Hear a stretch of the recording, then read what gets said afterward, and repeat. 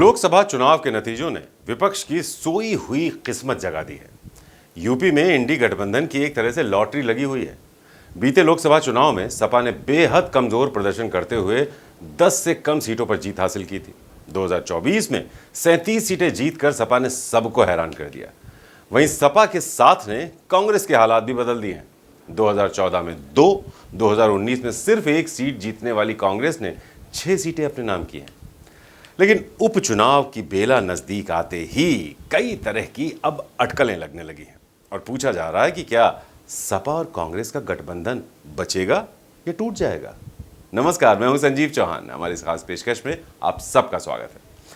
तो सफलता अपने साथ मुश्किलें भी लेकर आती है, ऐसी मुश्किलें जिसमें कई तरह के समझौते करने पड़ते हैं, जिसके चलते एक का नफा तो दूसरे का नुकसान होना तय है।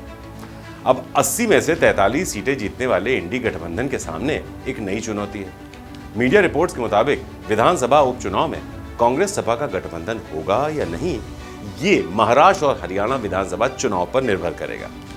कहा जा रहा है कि कांग्रेस इन 2 राज्यों में सपा को सीट देने के लिए तैयार हुई तभी सपा यूपी विधानसभा उपचुनाव में कांग्रेस को सीट देने पर विचार करेगी। आपको बता दें कि यूपी में जल्द ही विधानसभा की 10 सीटें खाली हुई हैं जिन पर चुनाव होने हैं।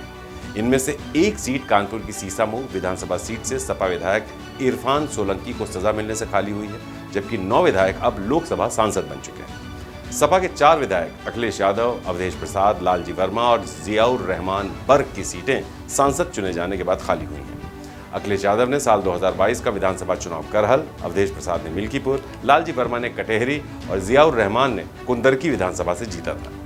खैर, बीजेपी विधायक अनूप प्रधान वाल्मीकि, खैर से, गाजियाबाद से अतुल गर्ग और फूलपुर से बीजेपी विधायक प्रवीण पटेल के भी लोकसभा सदस्य चुने जाने से ये विधानसभा सीटें खाली हुई। साथ ही मिर्जापुर की मझवा सीट से निषाद पार्टी के विधायक विनोद कुमार बिंद और मीरापुर से रालोद के विधायक चंदन चौहान भी सांसद चुने गए, जिसके चलते जल्द ही चुनाव आयोग इन 10 रिक्त सीटों पर चुनाव करवाएगा। माना जा रहा है कि यूपी में बेहतर प्रदर्शन करने के बाद कांग्रेस को उम्मीद है कि सपा विधानसभा उपचुनाव में पार्टी को भी सीट देगी। कांग्रेस इंडिया गठबंधन के तहत सपा से विधानसभा उपचुनाव सीट की मांग कर रही है। अब आपको बता दें, आम चुनाव से पहले 2023 में हुए एमपी विधानसभा इलेक्शन में सपा को सीट न दिए जाने से दोनों दलों के बीच काफी खटास आ गई और कमलनाथ ने अखिलेश पर जिस तरह का बयान दिया था वो तो चर्चा का विषय बन गया था। इस साल अक्टूबर में महाराष्ट्र और हरियाणा में विधानसभा चुनाव होने। कहा जा रहा है कि अगर कांग्रेस महाराष्ट्र और हरियाणा में उनकी पार्टी को कुछ सीटें देने को तैयार होती है, तभी यूपी के उपचुनाव में कांग्रेस को कोई सीट देने पर सपा सोच सकती है। हालांकि सपा और कांग्रेस दोनों पार्टियों की ओर से उपचुनाव पर अभी तक आधिकारिक तौर पर कुछ भी नहीं कहा गया है। ये भी बता दें कि 2019 में हुए महाराष्ट्र विधानसभा चुनाव में सपा ने 2 सीटों पर जीत दर्ज की थी। इससे पहले भी सपा वहां चुनाव जीतती रही है। इसी आधार पर समाजवादी पार्टी ने महाराष्ट्र में कांग्रेस से इंडी गठबंधन के तहत सीटें मांगी हैं। हरियाणा की बात करें तो यहाँ 20 विधानसभा सीटों पर मुस्लिम यादव समीकरण प्रभावी है, जिसे सपा अपने पक्ष में मानती है। इसी को आधार मानकर सपा कांग्रेस से हरियाणा में सीटें मांग सकती है।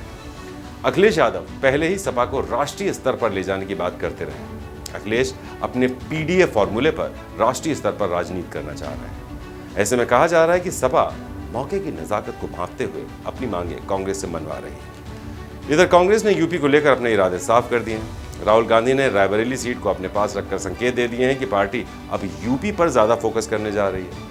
2019 के लोकसभा चुनाव के बाद से लगातार यूपी में प्रियंका सक्रिय रही। हालांकि उन्हें ज्यादा कामयाबी इससे पहले नहीं मिली। कांग्रेस ने यूपी विधानसभा चुनाव के बाद प्रियंका को यूपी प्रभारी पद से हटा दिया था, या यूं कहें कि एक बड़ी जिम्मेदारी से मुक्त कर दिया था। अब प्रियंका गांधी को वायनाड भेजा जा रहा है। वो राहुल की खाली होने वाली वायनाड लोकसभा सीट से पहली बार चुनावी मैदान में डेब्यू करने जा रही है। ऐसे में माना जा रहा है कि प्रियंका गांधी दक्षिण भारत की सियासत पर फोकस करेगी, वहीं राहुल यूपी के जरिए हिंदी बेल्ट को साधने की कोशिश करेंगे। कहा जा रहा है कि समाजवादी पार्टी के सामने अब सबसे बड़ी चुनौती राहुल गांधी की होगी। ऐसे में अखिलेश यादव अब अपनी अलग रणनीति के साथ सूबे में राजनीति करते दिखाई दे सकते हैं। माना जा रहा है कि सपा और कांग्रेस का गठबंधन अब गिव एंड टेक के फॉर्मूले पर टिका हुआ है। सपा हरियाणा और महाराष्ट्र की कीमत पर ही यूपी में कांग्रेस को अपने साथ रखेगी, वरना इतिहास में जो हुआ है वो फिर से हो सकता है। दरअसल अखिलेश यादव की गठबंधन रणनीति पर पहले भी कई बार सवाल उठते रहे। 2017 के बाद से सपा ने हर चुनाव में अलग गठबंधन और रणनीति के साथ कदम रखा और चुनाव खत्म होने के बाद गठबंधन भी बिखरता दिखाई दिया। ऐसे में सपा कांग्रेस गठबंधन को लेकर कयासों का दौर लगातार जारी है। 2017 में कांग्रेस और सपा ने गठबंधन में विधानसभा चुनाव लड़ा, लेकिन बीजेपी की जीत के आगे ये गठबंधन टूट गया। इस गठबंधन से सपा और कांग्रेस दोनों को नुकसान हुआ था। हार की वजह से दोनों पार्टियों के बीच तल्खी बढ़ गई थी। फिर 2019 में सपा ने बीएसपी के साथ गठबंधन में लोकसभा चुनाव लड़ा, जिसका फायदा सिर्फ बीएसपी को मिला। सपा बेचारी हाथ मलती रह गई। 2014 में एक भी सीट नहीं जीतने वाली बीएसपी ने 10 सीटें जीती थी, लेकिन सपा को मायावती के साथ आने से कोई सियासी फायदा नहीं मिला, लिहाजा ये गठबंधन भी टूट गया। तब यह कहा गया कि बीएसपी ने सपा को अपना वोट ट्रांसफर नहीं करवाया, जिसकी वजह से सपा को खासा नुकसान हुआ। वहीं सपा का वोट ट्रांसफर होने से बीएसपी कई सीटें जीतने में कामयाब हो गई। तो माना गया कि जातीय समीकरण के लिहाज से देश का ये सबसे मजबूत अलायंस था। बीजेपी के आगे सारे समीकरण धरे के धरे रह गए। बीजेपी ने इस चुनाव में 80 में से 62 सीटें अपने नाम की थी। वक्त का पहिया घूमा और 2024 में सपा और कांग्रेस फिर साथ आए। बस फर्क ये था कि इस बार लोकसभा चुनाव के लिए दोनों पार्टियों का फिर से मिलन हुआ। सपा ने कांग्रेस को यूपी में 17 सीटें दी, वहीं कांग्रेस ने एमपी में खजुराहो सीट गठबंधन के तहत लड़ने के लिए दी, लेकिन सपा प्रत्याशी का नामांकन खारिज हो गया। ऐसे में सपा एमपी में लोकसभा चुनाव लड़ ही नहीं पाई। यूपी के नतीजों से कांग्रेस और सपा दोनों फूले नहीं समा रहे, लिहाजा अब कौन किसके लिए क्या और कितना सैक्रिफाइस करेगा, यही अलायंस का भविष्य तय करेगा। तो राजनीति में गठबंधन बनते टूटते हैं। जब दो दल मिलते हैं तो विचारधारा मिले न मिले कोई फर्क नहीं पड़ता, बस उल्लू सीधा होना चाहिए। जिस कांग्रेस ने केंद्र की सत्ता में रहते हुए मुलायम सिंह यादव पर आय से अधिक संपत्ति के मुकदमे ला दे, उसी कांग्रेस के साथ सपा गठबंधन में है। वहीं जिस कांग्रेस की सियासी जमीन पर सपा ने कब्जा कर लिया, उसी सपा के साथ कांग्रेस गठबंधन में बने रहना चाहती है। इसी को तो कहते हैं मतलब की दुनिया। बाकी सियासत वो हमाम है जहां सब क्या है ये आपको बताने की जरूरत नहीं है। ऐसे में लेन देन के इस खेल में सपा और कांग्रेस दोनों को क्या मिलता है, ये देखना बेहद दिलचस्प होगा।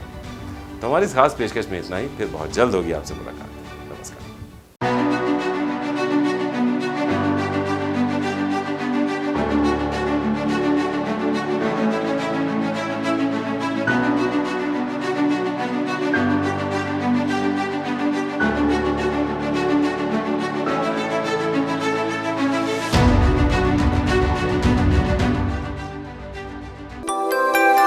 यूपी की हर खबर देखने और उनसे अपडेट रहने के लिए हमारे चैनल श्रेष्ठ यूपी को सब्सक्राइब और लाइक करें। साथ ही बेल आइकन को दबाना ना भूलें, जिससे हमारे हर वीडियो की जानकारी आप तक पहुंचती रहे।